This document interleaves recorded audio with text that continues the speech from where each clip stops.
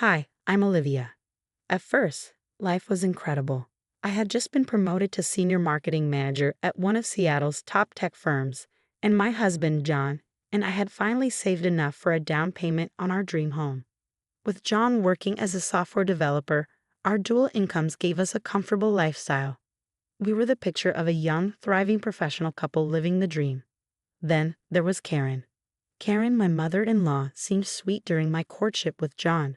She brought homemade cookies to family gatherings and asked me about my career with what I thought was genuine interest. I should have noticed the glint in her eyes when John mentioned my promotion. Family is everything, she'd say at Sunday dinners, stirring her coffee with a knowing smile. We support each other, no matter what. The first red flag appeared at Easter dinner, 3 months after our wedding. John tells me you're making six figures now, sweetheart, Karen announced, her voice slicing through the chatter at the table. Everyone paused mid-bite. You know, your cousin Jessica is struggling with her student loans. Mom, we talked about this, John said, his voice faltering just enough to betray his discomfort. Karen wasn't fazed. I'm just saying we're family. When I was young, we all pitched in.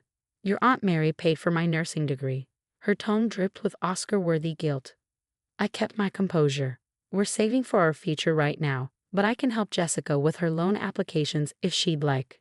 The look Karen gave me could have curdled milk. That was just the beginning. After that, the subtle jabs started.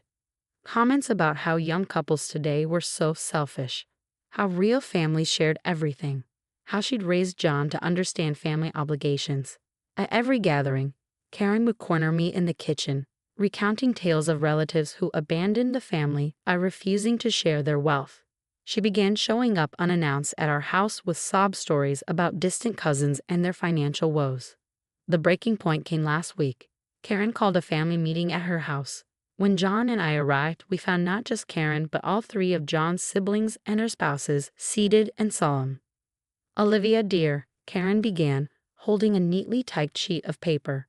I've calculated everyone's contributions to the family fund based on their incomes. Your monthly share would be $3,000. I stared at her, dumbfounded. Excuse me? It's for the family emergency fund, she explained, her voice as sweet as syrup. Everyone contributes based on their income. Then, with that sugar-coated smile, John's already agreed.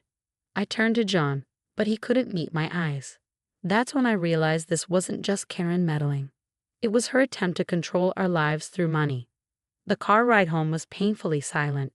John opened his mouth a few times as if to say something, but no words came out. Finally, he spoke. Maybe Mom has a point about family obligations. I nearly swerved off the road. Are you serious? $3,000 a month for a fund we've never even heard of. You don't understand, he said, his tone defensive.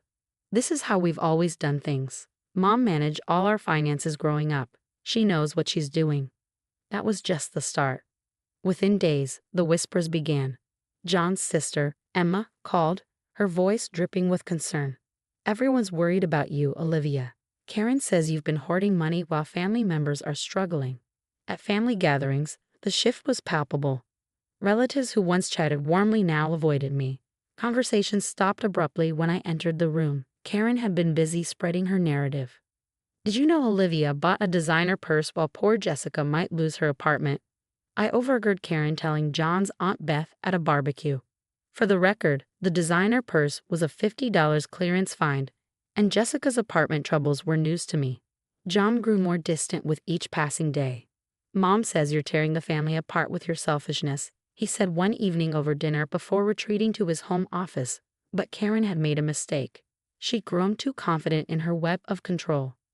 During one of her infamous kitchen corner ambushes, cousin Amy pulled me aside, her eyes darting nervously. Be careful, Olivia, she whispered. Karen did this to my mom years ago, convinced her to hand over her inheritance for the family fund. Mom never saw a penny of it again. That revelation was my tipping point. I started dating, and what I uncovered painted a chilling picture. Uncle Pete's failed business, Karen had managed his startup funds. Aunt Sarah's mysterious debt that forced her to sell her house. Another case of Karen's financial help. A pattern emerged. Karen targeted successful family members. guilted them into contributing to her so-called family fund, and somehow the money always disappeared into nebulous emergencies no one could quite explain. Then came the final straw, Karen's emergency family intervention. We were all gathered in her living room, the air thick with tension. This time, she'd outdone herself, presenting a full PowerPoint of my supposed selfishness, complete with doctored receipts and fabricated luxury purchases. "We're here because we're worried about Olivia's impact on this family's unity," Karen declared, clicking through slides. John sat next to her, avoiding my gaze, his silence cutting deeper than any accusation. I stood, my hands steady but my voice sharp. "Before we continue, I have some questions about the family fund's previous distributions." Karen's confident demeanor flickered for the first time. "That's not relevant, though." "Actually, it is." I turned to Uncle Pete. "Would you like to share what happened to your startup investment?" The room erupted into chaos. Karen screeched about disloyalty, while John tried to hush me, but the damage was done. I saw it, a spark of recognition in several family members' eyes. The first crack in Karen's carefully constructed facade. And I wasn't done yet. Amy's tip about her mom's inheritance had been just the beginning. I hired a private investigator, the best $3,000 I'd ever spent. What I uncovered was staggering. Karen's family fund was a black hole of debt and deceit. Maxed out credit cards, remortgaged houses, and personal loans taken out in various family members' names. She told my mom that money went to cousin David's medical bills, Amy whispered one night, her hands trembling as we pored over the documents on my kitchen table. David never had surgery. I started a group chat, carefully adding family members I suspected were Karen's victims. The stories poured in. She convinced me to co-sign a loan for her investment property. Aunt Sarah revealed. There was no property. My business didn't fail, Uncle Pete confessed. She drained the accounts she managed for me. Meanwhile, Karen escalated her harassment. She began showing up at my office, cornering me in the parking lot. "You ungrateful little snake," she hissed one morning, her face twisted with rage. "I'll make sure everyone knows what you really are." I recorded everything. When John stumbled upon my investigation files, his reaction was explosive. Not at Karen, but at me. "How dare you investigate my mother?" he shouted. "She's done everything for this family. She's stealing from everyone, John. Look at the evidence." "I want a divorce," he said coldly. "Mom was right. You were never really family." I didn't cry. Something inside me had been bracing for this moment. "Okay, John. But before you go, you might want to check your credit report. Your mom opened 3 cards in your name last year." He called me a liar and stormed out, straight to Karen's house, of course. But I wasn't done. At a company charity gala, Karen made her boldest move yet, crashing the event and telling my CEO that I'd been embezzling family money. I let her talk. Then, during my scheduled presentation, I stepped up to the podium. "Since we're discussing financial responsibility," I began, clicking to my first slide. "Let's talk about the real numbers." The screen filled with evidence. Karen's debt schemes, forged signatures, fraudulent loans. Videos of her threats played on a loop. "You're ruining my family," Karen shrieked, lunging for the podium. Security held her back as she spiraled into a tirade about ungrateful children and family loyalty. In the stunned silence that followed, 3 of my coworkers came forward, admitting Karen had contacted them too, trying to spread her lies. Phase 1 of Karen's takedown was complete. The real reckoning came at the Thompson family reunion. Normally a potluck filled with forced smiles, this year I brought receipts, literally. Before we start the usual festivities, I announced, standing at the front of the community center, "We need to discuss what happened to the family fund."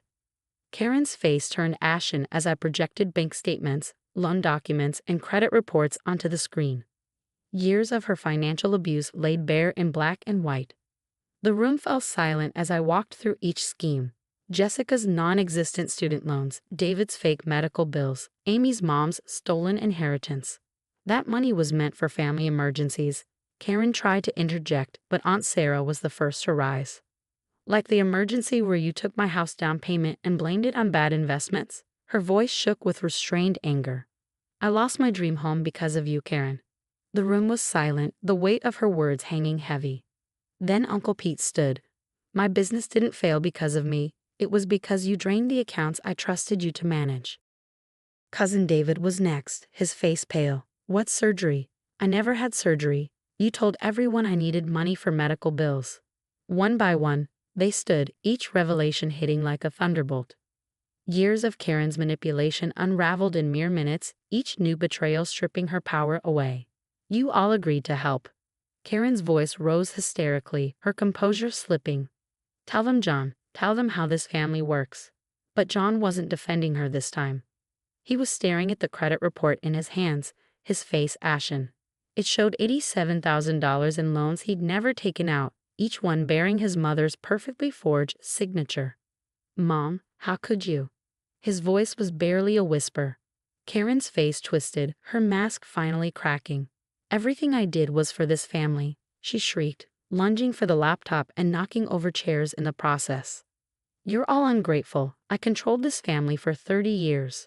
The room went silent, her unintentional confession echoing. Karen froze, realizing what she'd just admitted. The fallout was swift and spectacular. Within hours, 3 families contacted lawyers.